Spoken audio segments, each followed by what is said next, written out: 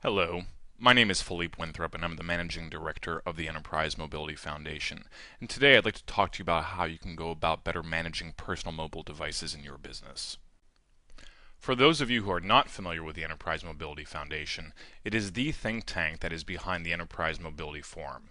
And the Enterprise Mobility Forum is the fastest and largest social network dedicated to enterprise mobility, providing you blogging from subject matter experts, as well as free downloadable research and a wide variety of other resources, plus an entire social networking component wholly dedicated to enterprise mobility. Much has changed in enterprise mobility over the last couple of years. In fact, just 2 years ago, people would come up to me and say, Philippe, what kind of device should I get? And I would say, first of all, hold on one second. Instead of looking first at what device you should be getting, you should first of all ask yourself who within your organization should have a device, whether it be IT versus non-IT department people, whether it's exclusively for the executive suite, or in fact if you want to trickle down all the way through the lines of business, or if you want to parse by the people's title or responsibility. Once you've decided who should have a device, the second question should be, what application should you mobilize? Would that be, first of all, starting off with PIM functionality, or are you looking to mobilize line of business applications, including field service or fleet management, or are you even considering mobilizing your unified communication system? And last but not least, you should then look at what kind of application platforms, whether you are going to create custom applications or use a mobile enterprise application platform, basically mobile middleware. Only then would I then say, look at the kinds of platforms that you should be supporting, whether it be Android, BlackBerry, iPhone, Windows Phone, what have you. Today, however, a lot has changed, especially as we're coming back from an economic downturn. Now, organizations are focused so much on a myriad of different issues, whether it be obviously their customers, revenues, partners, security issues, legal implications of technology and business practices overall.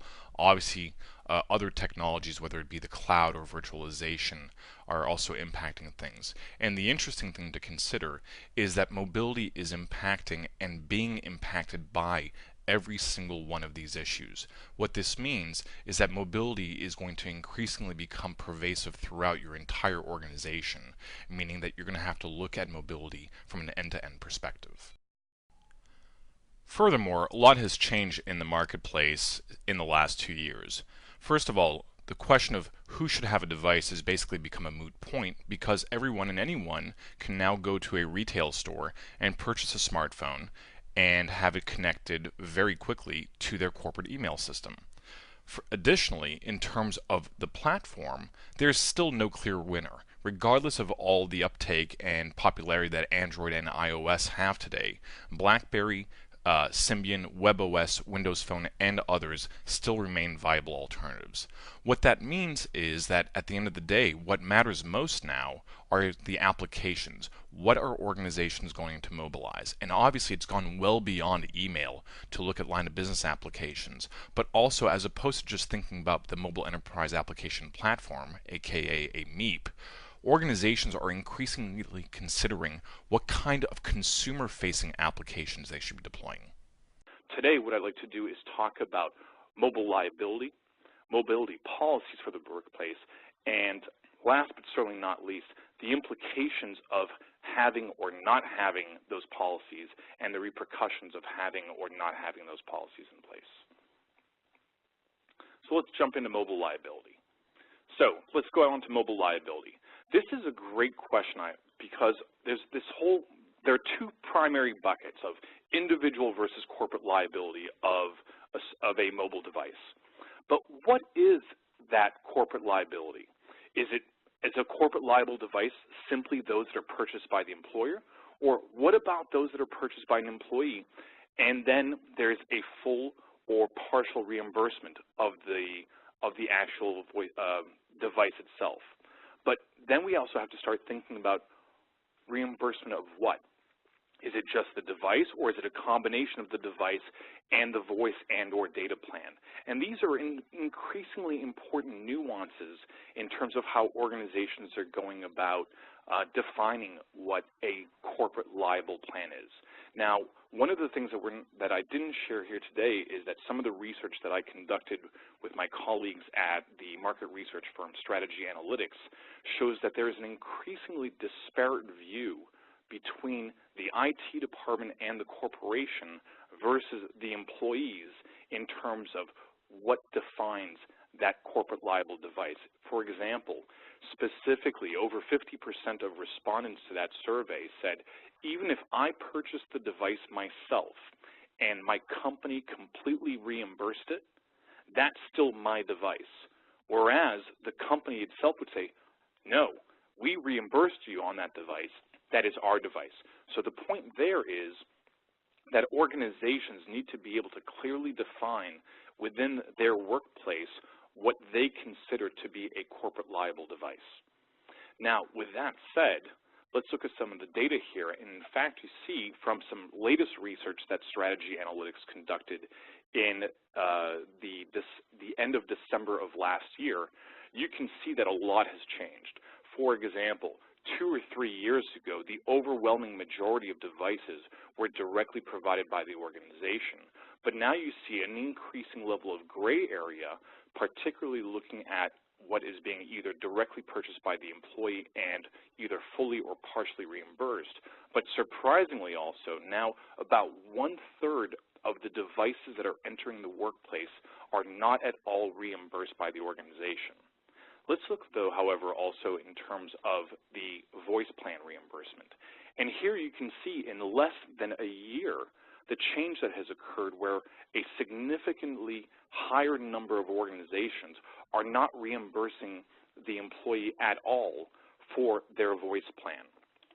The same thing occurs here when you look at the reimbursements on the data plan, where it's lower overall in terms of what is being directly provided by the organization. Subsidies are decreasing, and in fact, organizations that are not providing any subsidy whatsoever has increased measurably in just the last year. So what does this all mean? What it means is that the corporate device purchase is no longer the dominant way in which employees and individuals are getting their own mobile devices, irrespective of whether it's a smartphone or a tablet. And the reason that this is occurring, in my opinion, is that because 2 or 3 years ago, whereas mobility was a privilege for the executive suite or elite individuals within the organization, it's now becoming a choice. It's becoming your choice as an individual to have a smartphone. And it's your choice to then be able to bring it into the workplace. And you're now thinking of it more and more as a right to be able to do that, to have that device, your personal device that you may have purchased for yourself or that a loved one may have given you as a gift, and being able to bring that in.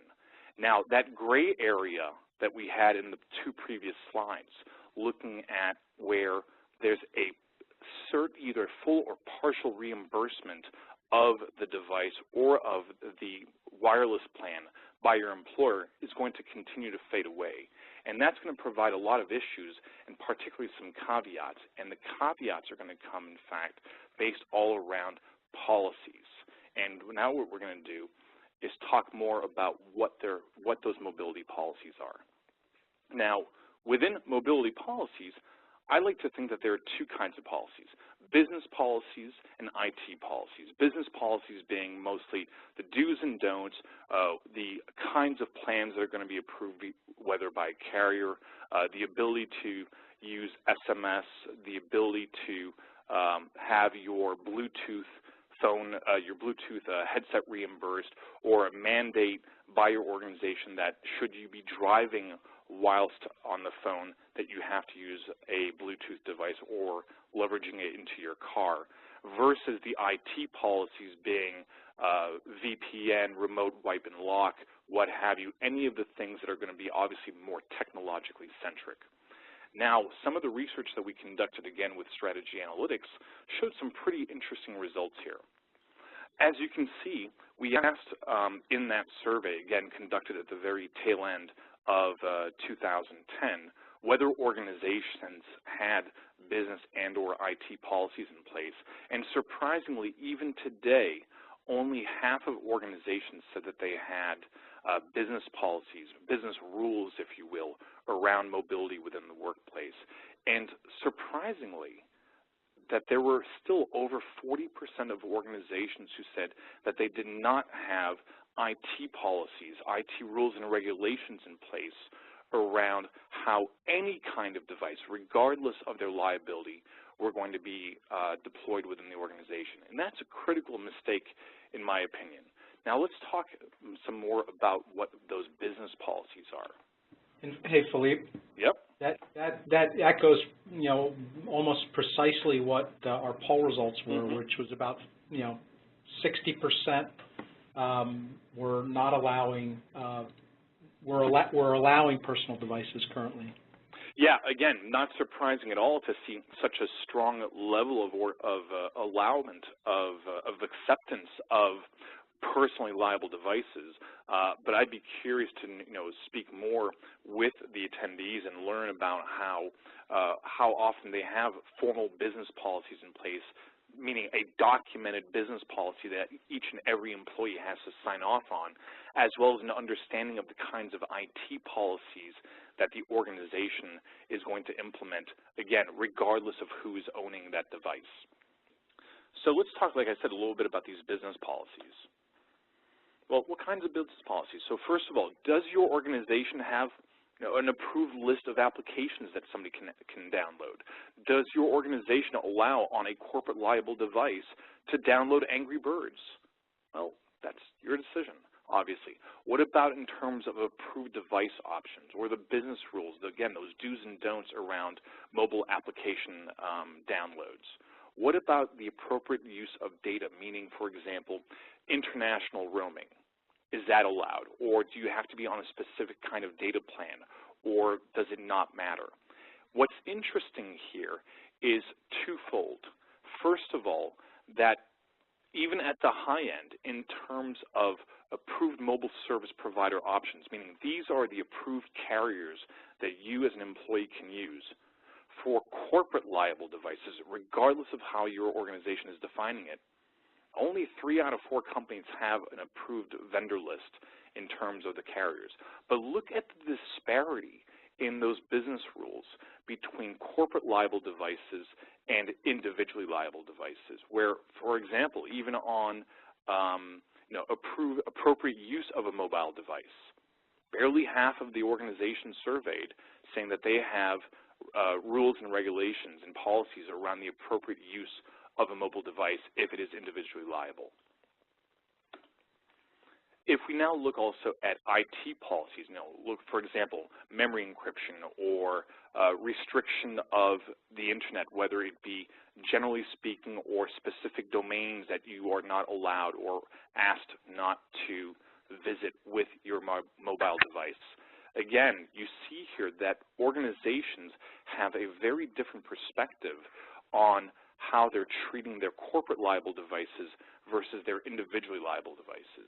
And what I'll say here is, in fact, it's not surprising to me. And this actually goes back to a legacy mindset that organizations have around what they own from a hardware perspective. Now, what I'll challenge organizations instead is to stop worrying about the device per se, because at the end of the day, regardless of who owns that device, if that device, again, whether it's a smartphone, a smart pad, a netbook, what have you, if it is now becoming an accessory, an IT endpoint within your systems, it is now accessing corporate data. And it is unequivocally sure that the data that they are accessing with those devices is your data. That is 100% corporate data, regardless of the other kinds of things that are being done, which means, by definition then, we strongly recommend that you need to have both business and IT policies in place to make sure that the data that is on those devices, the work data, is being protected.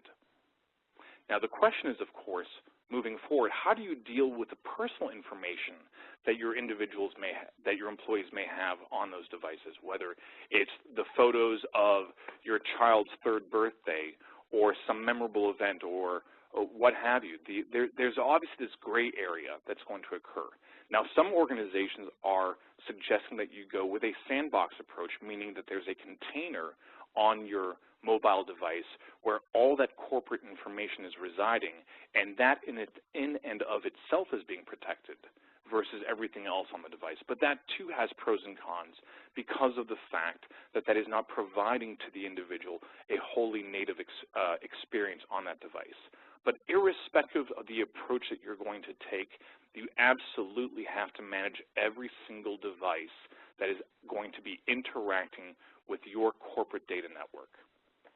So now what we'll do here, let's talk about some of the implications of actually not doing this. Let's talk a little bit about why these mobility policies matter. So from another study that was conducted by the Enterprise Mobility Foundation and Strategy Analytics, we did a very simple comparison of the organizations that had policies in place, whether business or IT, versus the organizations that did not have mobility policies in place. And you can see here that there is a demonstrable difference in terms of the efficiency of the workforce if mobility policies are in place. They're able to interact better with their customers and colleagues and prospects. They're able to respond more quickly to those people. They're able to have better and faster access to internal information to be able to make ultimately better business decisions. This actually trickles out then further in terms of having greater levels of flexibility and efficiency for the workforce, and the overall quote-unquote productivity of those individuals is increasing. And how does that manifest itself? Higher revenues and higher levels of profitability if your organization has both business and IT policies in place.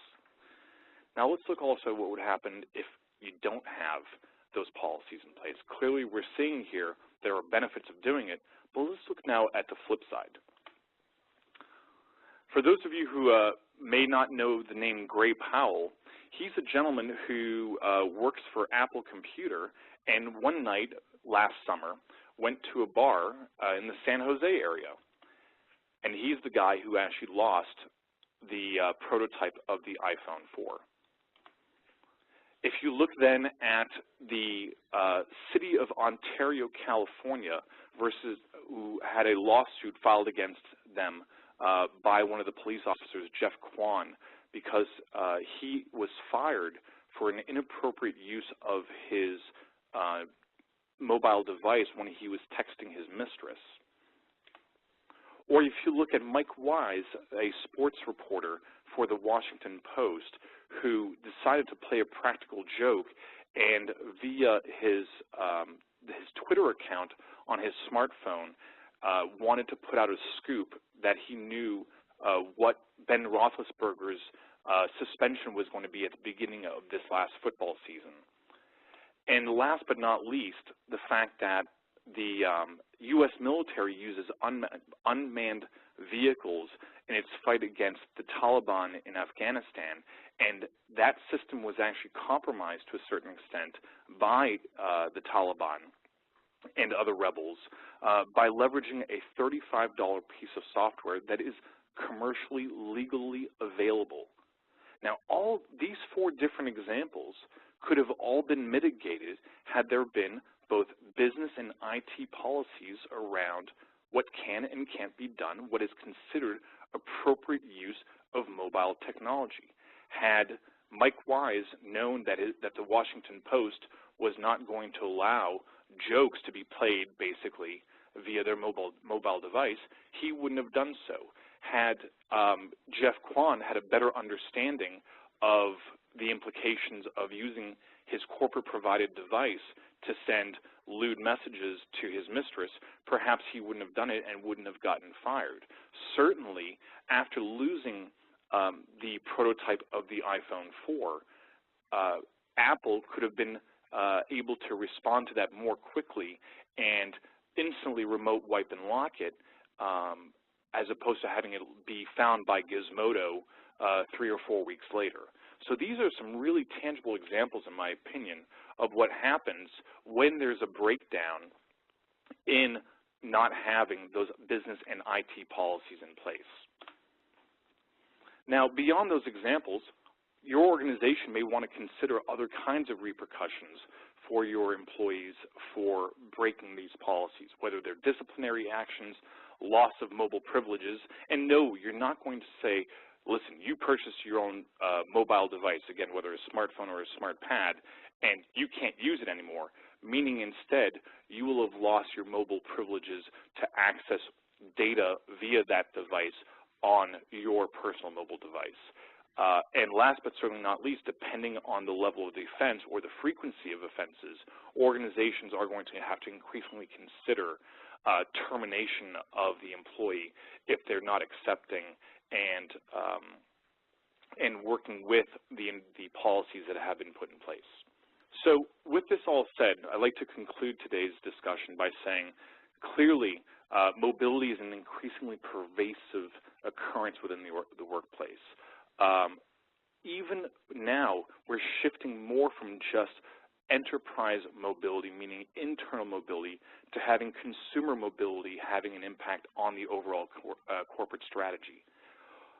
Although we've been talking this last half hour about liability, I encourage you all to start thinking more about individual and corporate responsibility within the workplace as it affects mobility, so that there's more of a symbiotic relationship between the workplace and the employee to make sure that you're working hand in hand to understand the implications of using mobile devices. And how do you do that? By having mobility policies. And clearly we've shown here today that mobile policies matter in the workplace. Again, both IT and business policies. And as a matter of fact, if your organization is looking to develop your own business policies for mobility, there's a free guidebook available on theemf.org entitled Mobility Policy Guidebook, which is at your disposal there for free to be downloaded. So with that said, there are other resources available for you at the EMF here at these various links. And I'd like to thank you very much for your time today and pass it back to Joe. Philippe, thanks a lot. That was a lot of great information in a very short period of time, and I know that's not easy to do, so I appreciate it.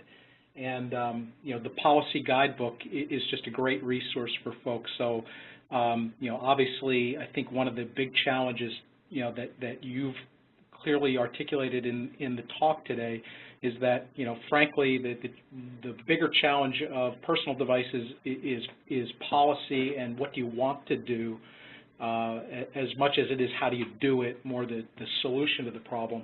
So I think that's just a great way to help people get started quickly. There were a couple of other things I wanted to do quickly, and I want to be respectful of folks' time. If you go to our homepage, www.mas360.com, you'll get some information on FiberLink's MAS 360 for mobile devices platform. I think it can, you know, help really bridge some of the gaps that Philippe discussed in terms of how you can operate confidently and securely with personal devices as part of your, you know, mobile architecture. I know for us specifically, one of the things that you know, we see and customers have told us we've helped with is certainly helping bridge some of the gaps that exist in Exchange ActiveSync, especially the older versions of it, 2003 and 2007, that help better manage those personal devices, since that's, you know, more often than not what people are using specifically for those. So things like auto quarantine and integrated workflows and dashboards help a lot. So if you go to MAS360, you can mas360.com, you can find out quite a bit about our solution. And if you click the Get Started link here, you can sign up. There's white papers. You can sign up. We can give you a demo, and you know, very quickly you'll be able to actually do a proof of concept or a trial yourself and manage some of the devices through the service. Cloud-based, very quick to set up. So if you've got some time, I would hope you would want to go check that out. Folks, I appreciate letting us go over for a few minutes. Philippe, as always, it's great to hear your opinions and to hear your insights into, you know, mobility, enterprise mobility specifically. You know, as I said at the outset, the Enterprise Mobility Forum's a great resource for all of us, so I wanted to thank you for all your hard work there. Folks, you've got my email address if you want to get more information about from either me or Philippe. You've also got Philippe's email address, so you can contact him directly as well. Thanks again for your participation, and we'll talk to you again in exactly 2 weeks. We were going to have a webinar on helping deal with the Android fragmentation problem, which is maybe the next problem you run into once you decide to enable personal devices. So thanks again, everyone. And Philippe, thank you as well. Thank you, Joe. Thank you, everyone. Have a great day.